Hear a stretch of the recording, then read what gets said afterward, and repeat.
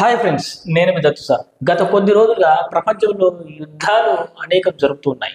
So అటు Russia Ukraine యుద్ధం కావచ్చు, గాజా ఇజ్రాయెల్, అటు హమాస్తో యుద్ధం కావచ్చు, లేదంటే ఇప్పుడు ఇజ్రాయెల్ ఇరాన్ యుద్ధం కావచ్చు. సో ఇలా ప్రపంచంలో ఏదో ఒక చోట మరి ఈ మధ్య కాలంలో యుద్ధాలు ఎక్కువైపోతున్నాయి.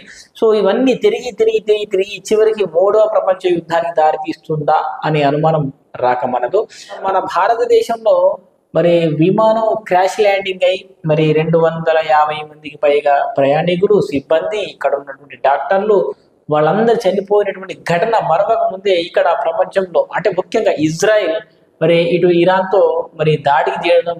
సో ఇక్కడ ఒకటి కాదు అనేక రకాలైనటువంటి హల్చల్ వార్తలు అయితే వస్తున్నాయి. సో మరి ఒకసారి యూట్యూబ్ ఓపెన్ చేస్తే మొత్తం ఇవే అయితే యుద్ధము లేదా విమానానికి సంబంధించి అంటే ఇట్లా ప్రతి ఒక్క ఇష్యూ ఏదో ఒక చోట ఇష్యూ జరుగుతూనే ఉంటాయి. సో ఇప్పుడున్నటువంటి పరిస్థితుల్లో ఇది రష్యా ఉక్రెయిన్ యుద్ధం ఎలాంటి పరిస్థితులు ఉన్నాయో అంతకంటే ప్రమాదకరమైనటువంటి యుద్ధం ఇజ్రాయెల్ మరియు ఇరాన్ మధ్య జరుగుతుంది. ఇక్కడ మీరు గమనించాల్సింది ఏంటంటే ఇజ్రాయెల్ ఎప్పుడైనా దాడి చేస్తే మొదటి దెబ్బ మనదే అయి ఉండాలి అన్నటువంటి పరిస్థితి మరి ఇజ్రాయెల్ పాలసీ ఉంటుంది. సో మరి ఇక్కడ మరి ఇరాన్ అణు స్థావరాల పైన ఇజ్రాయెల్ దాడి చేసింది ఈ రోజు తెల్లవారుజామున. సో మరి దానికి ప్రతిదాడి కూడా 800 డ్రోన్లతో మరి ఇరాక్ ఇజ్రాయెల్ పై దాడి చేసింది. సో ఇదంతటి కారణం ఏంది మరి? సో ఇప్పుడు మన భారతదేశం ఇప్పుడు న్యూట్రల్గా ఉండాలా? అటు ఇజ్రాయెల్ సపోర్ట్ చేయాలా, ఇటు ఇరాన్ సపోర్ట్ చేయాలా? మరి ఇరాన్తో మనకున్న సంబంధాలు ఏంటి, ఇజ్రాయెల్తో మనకున్న సంబంధాలు ఏంటి ఒక్కసారి మనం పరిశీలిద్దాం. సో ముఖ్యంగా తీసుకున్నట్లయితే ఇజ్రాయెల్ అనేది మన భారతదేశానికి ఆప్త మిత్ర దేశము. సో ఎన్నో రోజులు కొన్ని దశాబ్దాలుగా మన భారతదేశానికి ఇజ్రాయెల్తో మంచి సంబంధాలు ఉన్నాయి. సో మన భారత్ కోసం ఇజ్రాయెల్ ఏమైనా చేయగలుగుతుంది, అవసరమైతే ప్రత్యక్షంగా యుద్ధంలో దిగడానికి కూడా సిద్ధంగా ఉంటుంది. ఇటువైపు చూసుకుంటే ఇరాన్ కూడా మన భారతదేశానికి ముఖ్యంగా ముడి చమురు ఎగుమతిదారు అన్నమాట. అంతేకాకుండా మరి ఇక్కడ ముస్లిం కంట్రీస్లో ముఖ్యంగా మనకు ఈ సౌదీ అరేబియాతో కావచ్చు, దుబాయ్తో కావచ్చు, గల్ఫ్ కంట్రీస్తో ముఖ్యంగా ఇరాన్తో సన్నిహిత సంబంధాలు ఉన్నాయి. సో ఈ విధంగా మన భారతదేశానికి కావాల్సినటువంటి ఇంధనం అత్యధికంగా మరి ఇక్కడి నుంచే వస్తుంది. సో కాబట్టి ఇటు ఇరాన్ మనకు ముఖ్యమే, అటు మనకు ఇజ్రాయెల్ కూడా ముఖ్యం. ఈ రెండు దేశాలతో మన భారతదేశం ఇప్పుడు ఎలా వ్యవహరిస్తుంది అనేది ఇప్పుడు ప్రపంచం అంతా ఆసక్తిగా ఎదురు చూస్తున్నటువంటి సిచ్యువేషన్ ఇది. సో మరి ముఖ్యంగా కొంతమంది ఏమంటున్నారంటే ఇరాన్ ముస్లిం కంట్రీ కదా, మరి కాబట్టి ఇజ్రాయెల్ సపోర్ట్ చేయాలని మరికొంతమంది వాదిస్తుంటే లేదు ఇరాన్కి సపోర్ట్ చేయాలని మరికొంతమంది వాదిస్తున్నారు. వాస్తవం చెప్పాలంటే మన భారత్ పైన పాకిస్తాన్ అటాక్ చేసింది. సో అటాక్ చేసినప్పుడు ఈ టెర్రర్ అటాక్ని ఈ దాడిని ఏదైతే ఉందో ఈ దాడిని ప్రపంచ దేశాలలో చాలా దేశాలు ఖండించాయి.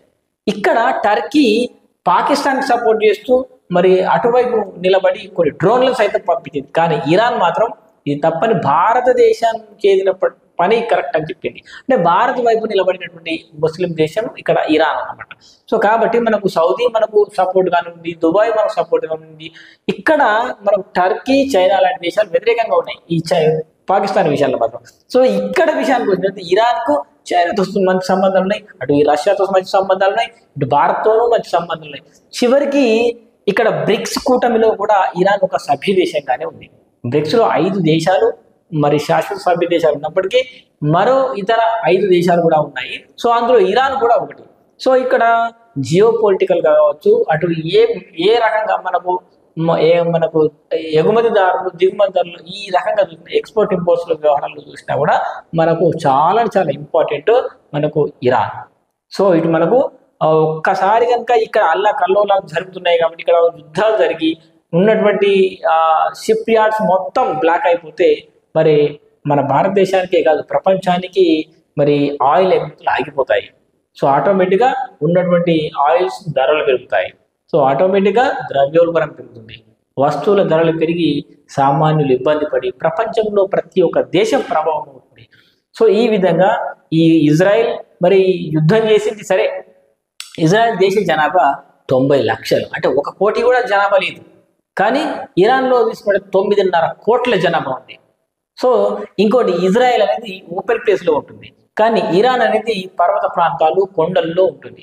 సో ఆ కొండల కింద బంకర్లలో ఉండి వాళ్ళు అణ్వస్త్రాలు తయారు చేసుకుంటున్నారు. సో ఇక్కడ ఇజ్రాయెల్ వాదన ఏంటంటే ఇక్కడ ఇరాన్ తయారు చేసుకునేటువంటి వాళ్ళ సేఫ్టీ కోసమే కాదు, వాళ్ళు కనుక టెర్రరిస్టులు కనుక ఈ ఆయుధాలు ఇస్తే మా సేఫ్టీకి ప్రమాదం, మా సెక్యూరిటీకి ప్రమాదం అని చెప్పేసి వాళ్ళు వాదిస్తున్నారు. అందుకే ఇరాన్ దగ్గర అణ్వస్త్రాలు ఉండకూడదని వాళ్ళు భావిస్తున్నారు, వాళ్ళ వాదన. సో ఇక్కడ వీళ్ళు ఏమంటున్నారంటే మాకు ప్రపంచంలో అనేక దేశాల్లో మరి ఇబ్బందులు ఉన్నాయి, సో మమ్మల్ని కావాలని ఆంక్షల పేరుతో మమ్మల్ని దూషిస్తున్నారు. రేపు పొద్దున మా దేశానికి ఏదైనా సెక్యూరిటీ ప్రాబ్లం వస్తే మేము కూడా మేము రక్షించుకోవడానికి మాకు అణ్వస్త్రాలు కావాలని చెప్పేసి ఇరాన్ భావిస్తుంది. సో ఇప్పుడు ఇక్కడ ఎవరి వలన కరెక్టో మరి మీరే కామెంట్ ద్వారా తెలియజేయండి. సరే, ఏది ఏమైనా మన వైపు మరి ఇద్దరు కూడా ఎదురు చూస్తున్నారు. ఇద్దరు కూడా ఎటో వైపు నిలబడాల్సిన పరిస్థితి వస్తే కనుక మరి ఇండియా ఎటువైపు తలొక్కుతుంది ఒకసారి మీ కామెంట్ ద్వారా తెలియజేయండి. Thanks for watching. బాయ్.